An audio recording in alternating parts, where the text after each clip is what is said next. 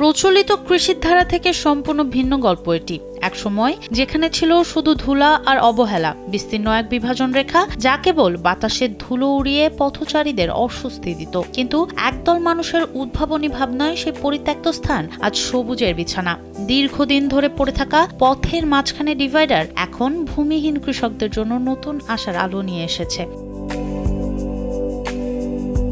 পরিবর্তনটা চোখে পড়ার মতো। যে পথে ধুলোর দাপটে চলা কঠিন ছিল, সেখানেই এখন শোভা পাচ্ছে হলুদ, আদা, পেঁপে, আলু, মূলা, মাসকলাই সহ নানান ধরনের টাটকা শাকসবজি। জীবন অবাক না করলে কে করবে? 28% মিল্ক ফ্যাটের অবাক করার সাথে ফ্রেশ মিল্ক পাউডার। জীবন অবাক করুক প্রতিদিন। এতে পথের শ্রী যেমন বেড়েছে, পাশাপাশি সবজি বিক্রি করে বাড়ছে ক্ষুদ্র কৃষকদের দৈনিক আয়। পালং শাক, তারপর নাপা শাক, এখানে ধনিয়া পাতা আছে, পেঁয়াজ আছে, রসুন আছে, আলু আছে, যাক মোটামুটি লাভবান হচ্ছে। মানে এখানে তুলে এখানে বিক্রি করতেছি, পার্শ্ববর্তী লোকজন নিয়ে যাচ্ছে, খাচ্ছে। ঢাকা রংপুর মহাসড়কের গাইবান্ধার গোবিন্দগঞ্জ অংশের প্রায় 4 কিলোমিটার জুড়ে এই সবুজ বিপ্লব ঘটেছে। এই ভূমিহীন মানুষগুলো প্রমাণ করেছেন চাষের জন্য বড় জমি নয়, বরং দরকার কাজের ইচ্ছার। সঠিক সুযোগ আর সামান্য পরিশ্রমে যে কোনো পতিত জমিও হয়ে উঠতে পারে সম্পদ। রাস্তাটাও পরিষ্কার থাকতেছে, দেখতে সুন্দর লাগছে। রাস্তার সাইড দিয়ে শাকসবজি গাছগুলো আমরা আবাদ করতেছি, আমাদেরও কিছুটা উপকার হচ্ছে। রাস্তাটা দেখতে ভালো লাগছে, জঙ্গলগুলো সাফ হচ্ছে।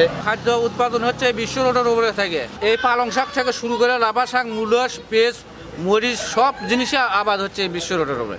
বাংলাদেশের মানুষরা মানে একজন কৃষি প্রধান দেশ, এটারই একটা বাস্তব প্রমাণ হচ্ছে এই জায়গাটা।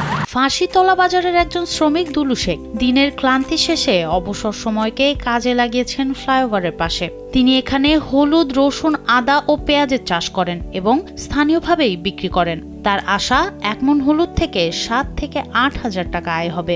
ডিভাইডারের অন্য অংশে কেউ ওলকচু, কেউ বা গবাদি পশুর ঘাস চাষ করে নিজেদের জীবিকা নিশ্চিত করছেন। আমি হলুদ গাড়ছি, আদা গাড়ছি, ঘাস লাগাইছি। আদা কিনছি আপনার হলো 150 টাকা কেজি, যখন বীজ কিনছিলাম। তাতে মনে করেন যে আদা গাছে 5 কেজির মতন ওখানে, আর হলুদ গাছে 1 মণ। এখন আশা করি না হলো 7-8 হাজার টাকা, 10 হাজার টাকার মতো বিক্রি করা যাবে। উপজেলা কৃষি কর্মকর্তা মোহাম্মদ মেহেদি হাসান জানান, তিনি কৃষকদের বীজ ও প্রযুক্তিগত সহায়তা দিয়ে যাচ্ছেন যতক্ষণ না হাইওয়ে কর্তৃপক্ষের কোনো আপত্তি আসে।